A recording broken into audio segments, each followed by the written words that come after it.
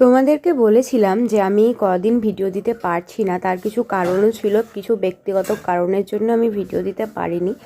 আজকে আমি ভিডিওটা দিচ্ছি। তো এই ঘটনাটা শোনার পর বুঝবে যে নিজের মানুষ কত বড় ধোঁকা দিতে পারে। তুমি মানুষটাকে যতই হয়ে যাক, যত বছরই হয়ে যাক না কেন, তুমি হয়তো চেনো মানুষটাকে, কিন্তু মানুষটা যে কখন বদলে যাবে সে টেরটুকু তুমি হয়তো কখনো সেভাবে পাবেই না। প্রায় 3 বছর হতে চললো আমার বিয়ে হয়েছে। আমি ভালোবেসেই মানুষটাকে বিয়ে করি। বিয়ের পর 2.5 বছরের মাথায় আমার পেটে আমার বেবি আসে। তো এখন আমার 7 মাস চলছিল। আমার খুব প্রিয় একটা বোন ছিল। বোন আমার নিজের নয়, কিন্তু ছিল আত্মীয়।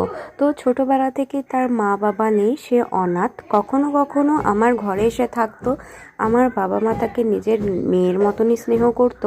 আর যেহেতু আমার কোনো নিজের বোন নেই, আমি তাকেই আমার নিজের বোন ভাবতাম।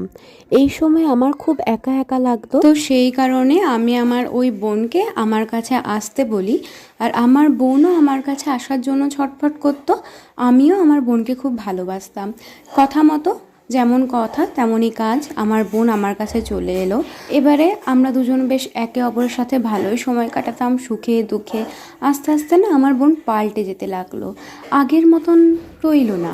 আগে যেমন কথাবার্তা হতো তেমন হতো না, অল্পতেই বিরক্ত হয়ে যেত, অল্পতেই রেগে যেত। এদিকে আমার স্বামীর মধ্যেও অদ্ভুত এক পরিবর্তন দেখতে শুরু করলাম। আমার প্রতি তার কোনো কেয়ার নেই, কোনো যত্ন নেই, যা পারে করে। আমাকে অল্পতেই বকাঝকা করে, মানে আগের মতন ভালোবাসাই নেই। যে ভালোবাসা আমি 2.5 বছর ধরে পেয়েছি, সেই ভালোবাসা যেন 3 মাসে উধাওই হয়ে গেল।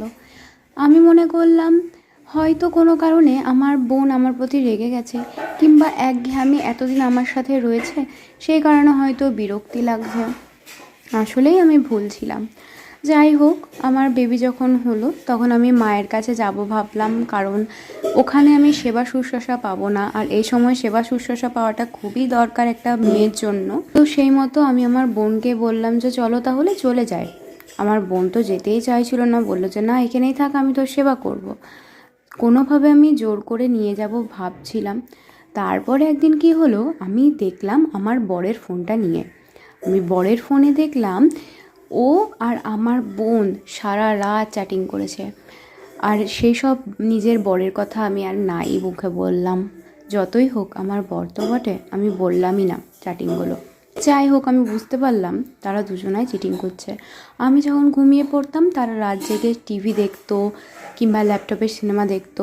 আমাকেও ওরা বলতো দেখতে, কিন্তু আমি না পারতাম না আমার শরীরটাকে নিয়ে, সেই কারণে আমি ঘুমিয়ে যেতাম। জানি না, হয়তো এই কারণেই নানাভাবে তারা একে অপরকে ভালোবেসে ফেলে। জোর করে আমি বোনকে নিয়ে এলাম। আর আমার বেবি হওয়ার পরেও কিন্তু আমার বর আমার প্রতি এক বিন্দুও যত্ন ভালোবাসা কিচ্ছু দেখায়নি, ইভেন আমার বেবির প্রতিও না। যতই হোক আমার বর তো, সেই কারণে আমি আমার বরের সাথেই থাকতে চেয়েছিলাম, আমার নিজের ভবিষ্যতের কথা ভেবে, আমার বেবির ভবিষ্যতের কথা ভেবে। কিন্তু সেই আশা আর পূর্ণ হলো না, বা সেই স্বপ্ন আর পূর্ণ হলো না।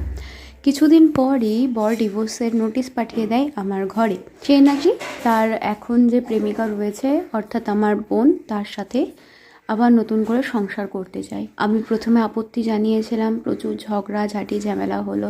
আসলেই মন থেকে জানতাম, মন থেকে যদি কেউ না চায় তার কাছে যাওয়া যায় না, কিন্তু আমি প্রচুরই অসহায় হয়ে পড়েছিলাম। কিন্তু শেষ পর্যন্ত আমাকে ডিভোর্স দেওয়ার জন্য বাধ্য করা হয়। আমি আর আমার বেবি এখন, আমি আমার বাবা মার বাড়িতেই থাকি। আমি আর আমার বেবি এখন আমার বাবা মার ঘরেই থাকি। এখানেই আমি এই ইউটিউব করি, ব্যাস এইটুকুই। দেখলে তো এই ঘটনাটা, এরকম জানো তো একটা ঘটনা আমি বললাম, এরকম কিন্তু হয়েই আসছে। জানি না কেন, দেখবে একটা মানুষ ভালোবাসবে আর একটা মানুষ চিট করবেই। যদিও সবার ক্ষেত্রে সমান হয় না, কিন্তু আমার বলা কাউকে অন্ধবিশ্বাস না করাই ভালো। নিজের স্বামীকে অন্যজনের সাথে কখনো ছেড়ে দিও না।